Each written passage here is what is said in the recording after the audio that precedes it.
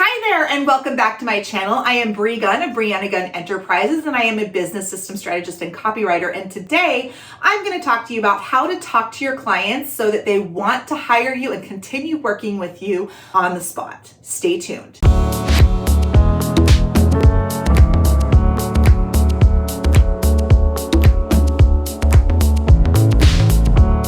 So first and foremost, I want to thank Nathan so much for this video request. This is one that I get a lot, and I'm just thankful that you had the gumption to say, I need help with this, because this is something that so many people need to work on, and this is something that makes a big impact in your business.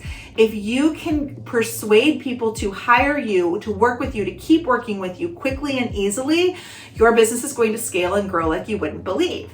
If you have a hard time convincing people to work with you, it is going to be more and more difficult for you to not only find clients, but keep clients. Now, I made a video earlier that talked about how to build trust with a cold audience on a discovery call. And that video covers exactly how to speak with authority. So I would highly recommend that you go watch that video. It's linked somewhere in this image for you. That video specifically talks to you about how to sound authoritative, but not like an asshole.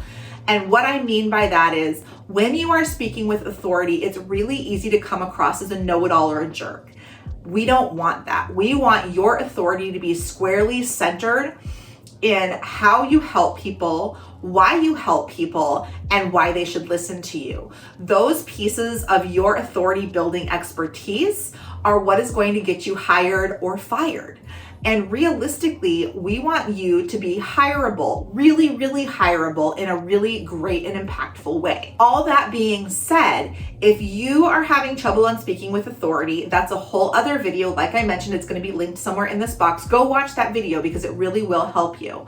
Once you get a handle on speaking with authority, you want to build a trusting relationship with your clients. And what I mean by that is you want to do the things that nobody else is doing.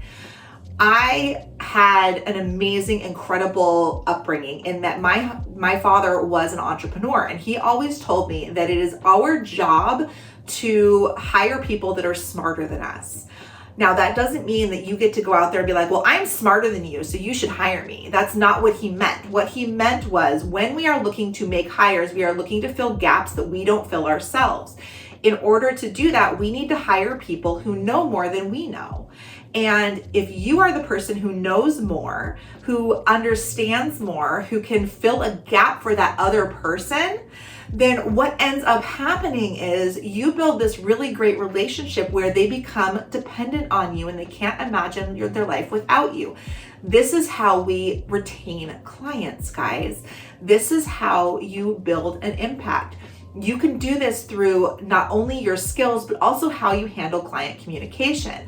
I strongly encourage you to send a weekly report to your clients or have a weekly meeting with each of your clients so they know exactly where you are in the process. This is another great spot to use things like project management tools like Asana or ClickUp or Trello or even Monday. Using a tracking system with your clients, whether that's a weekly email with an update of everything that happened during the week, whether that's using project tracking like Asana, Trello, ClickUp, or Monday, whether that is being in a Slack channel with your clients, you want to make sure the client has a clear path of communication with you. The next thing that is super important to building a strong client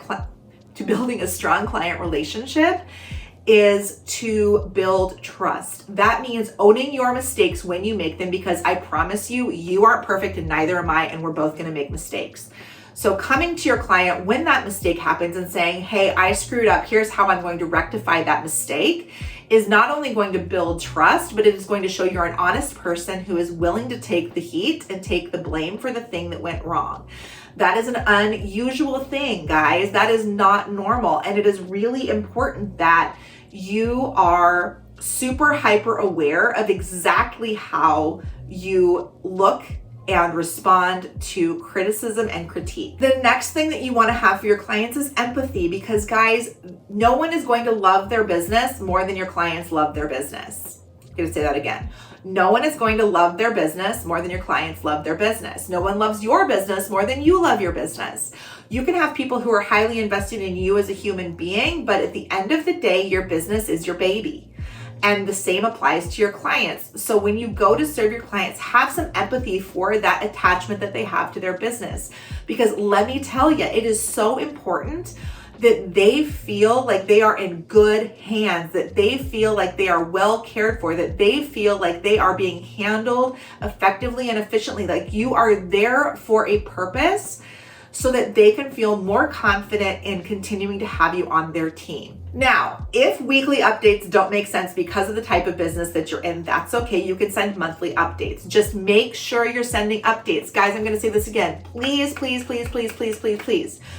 When you have a client sign on the dotted line, make sure you are clear about communication. That makes the biggest impact. And those clients that you communicate with regularly, daily, weekly, monthly, are the ones that are going to stick around.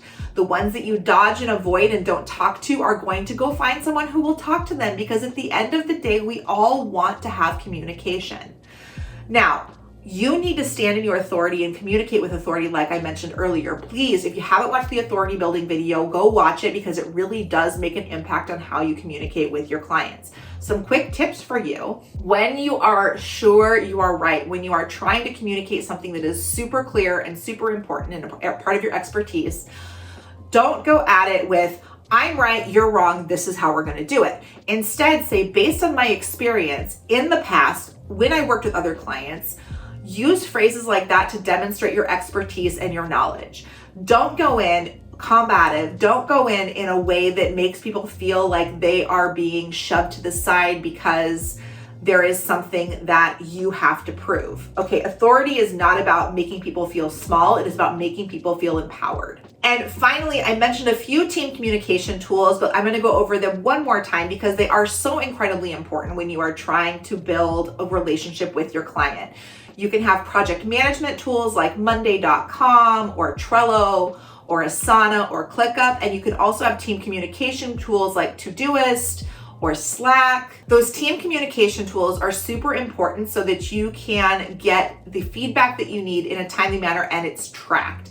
If you don't want to use a team communication tool, that's totally okay. You are more than welcome to use email or even Voxer or WhatsApp as a communication tool. Just make sure that whatever you're using is going to save your messages, because trust me, it is in your best interest to be able to CYA whenever you need to. If you need to go back and say, well, on this date you said, and screenshot it, you want to be able to do that. So make sure that when you're communicating with clients, you do so in writing, or you follow up an email or a voice communication with a written memo. Your action item for this week is to go look at your client workflows and make sure that you're building massive trust with them, because without trust, it is super, super hard to retain clients. Next week, we are going to talk about how to price your services so that you feel good about it and your clients do too.